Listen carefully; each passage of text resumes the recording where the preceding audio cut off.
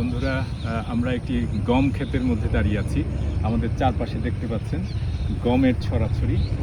গমের বৈজ্ঞানিক নাম হচ্ছে ট্রিটিকাম স্টিভাম এবং এর ইংরেজি নাম হচ্ছে সকলেরই জানা হুইট। এটি কিন্তু রবি শস্য, শীতকালে উৎপাদন করা হয়, সেগুলোকেই সাধারণত রবি শস্য বলা হয়। গম, আলু, ফুলকপি, বাঁধাকপি, সরিষা এগুলো অন্যতম। এই গম চাষ কিন্তু বাংলাদেশে একসময় প্রচুর হতো, কিন্তু দুঃখের বিষয় এখন আর সেই ধরনের চাষ হয় না। গম আমদানির ক্ষেত্রে বাংলাদেশ পৃথিবীর ৫ম স্থান অধিকার দখল করে আছে।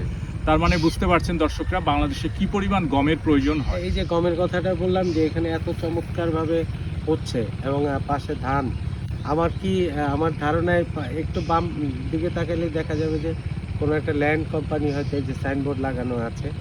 খুব কি এত বাসাবাড়ি এত বেশি প্রয়োজন আছে কিনা জানি না। আমরা আমাদের অচিনপুরের বেশিরভাগ তথ্যচিত্রে এই কথাটি বলি এবং বলার যৌক্তিকতাও রয়েছে যে আমরা ধীরে ধীরে আমরা সবুজ গ্রাস করে ফেলছি, জমি বিনষ্ট করে ফেলছি, আবাদি ফসলের জমি নষ্ট করে ফেলছি, শুধু আবাসন আর আবাসন তৈরিতে আমরা ব্যস্ত।